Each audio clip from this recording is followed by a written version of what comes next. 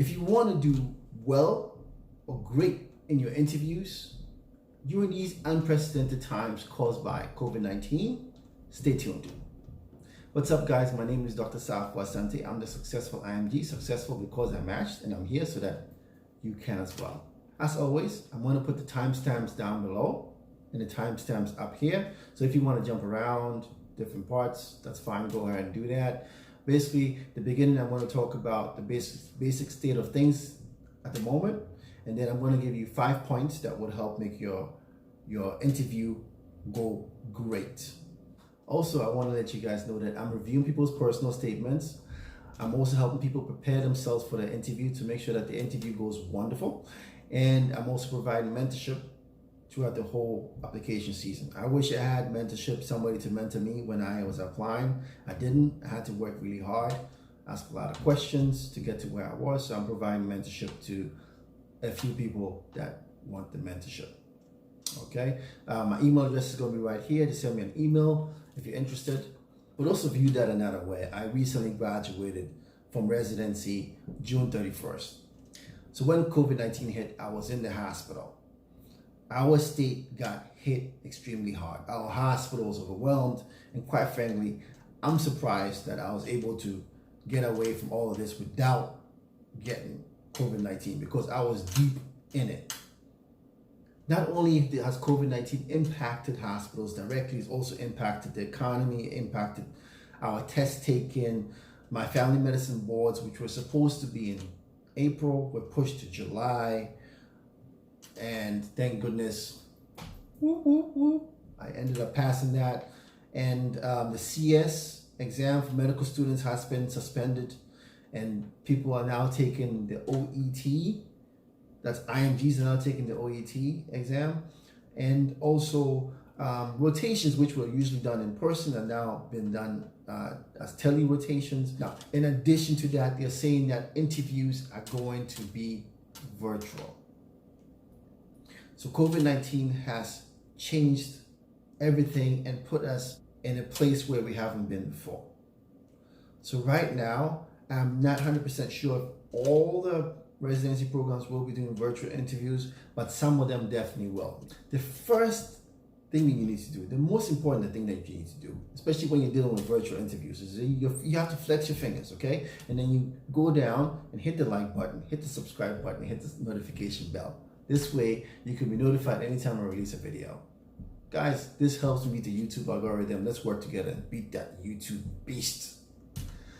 But all jokes aside, I really appreciate you guys pushing me over 100 subscribers. Let's shoot for 200, 300, 400, 1,000. Let's just keep going up. Thank you, guys. And I'll try to do my part and try to give you guys good content. Tip number uno. Make sure you promptly reply to your interview request. This didn't happen to me, but it happened to somebody that I know. They did not reply right away, and they had to wait till another interview spot opened up. Don't be like that. Make sure that you familiarize yourself with the ERAS website. Make sure that you know where the email interviews come in, and then you know how to reply to them. Also, make sure that your phone is always charged. You answer your phone calls, and don't just let them go to voicemail. Somewhere you lose reception, make sure you answer your voicemails right away. Trust me, this is important. Number two, make sure you have a suitable environment. An environment is suitable if it's quiet, if there are no distracting things behind you, and if you have an outlet close by so that you can keep your device charged, because you don't want your device to die. And if you don't have an outlet close by, make sure your device is charged, fully charged, so that hopefully it can last the whole period of time. If you know it can't last that long, make sure you have an outlet. Okay, so having a place that's quiet. If you have children at home that make a lot of noise, if there's an area in your house which you just seems to pick up a lot of noise from outside, go to another area where it's quiet and use that area. Maybe you need somebody else to watch your kids. Maybe you need your kids to play in a different area. So this is important. You don't want to be distracted. You don't want yourself to lose focus because it's not quiet. Number 3, decide on the device that you're going to use. You can use your phone, you can use your laptop, you can use your iPad. I suggest to use your laptop because your laptop is more stable, and if somebody calls you, it's not going to cut off.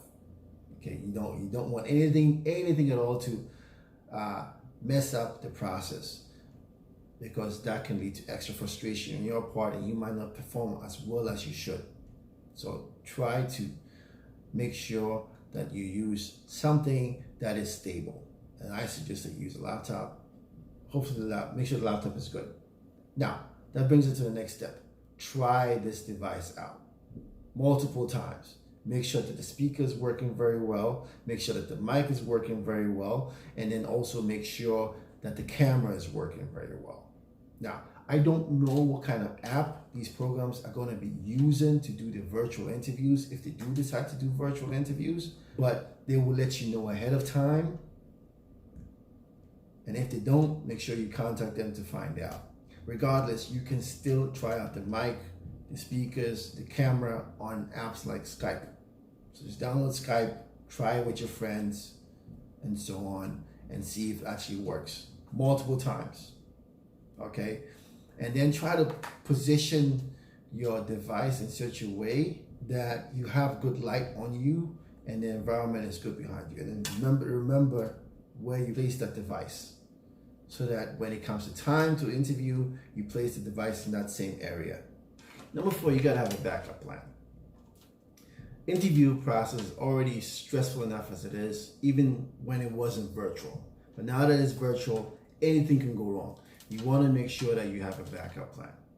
It could be as simple as just having a phone number available that you will use just in case your device shuts off, the internet connection shuts off.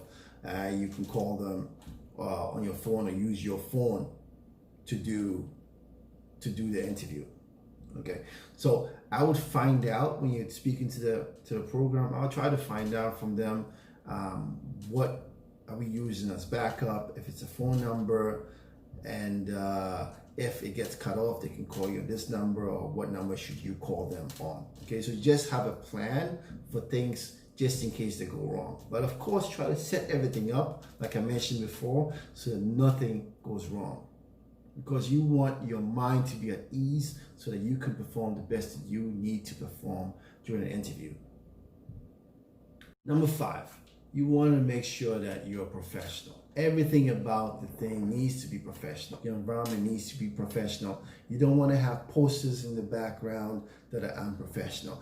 You don't want to have clothes which are strewn around, shoes, dirty plates, and things around you. You want to make sure that the place is clean, organized, and professional. You want to make sure that you also dress professional. You want to make sure that you're wearing something formal and not just at the top that people like. You hear people say on the internet, "Oh, I'll just wear a suit on the top and I wear pajamas at the bottom." Don't do that. Just wear the full outfit. Make sure that you look professional, feel professional, and feel good. So back to what I was saying. Make sure that the dress that you're wearing is professional, the suit that you're wearing is professional, and your background is professional.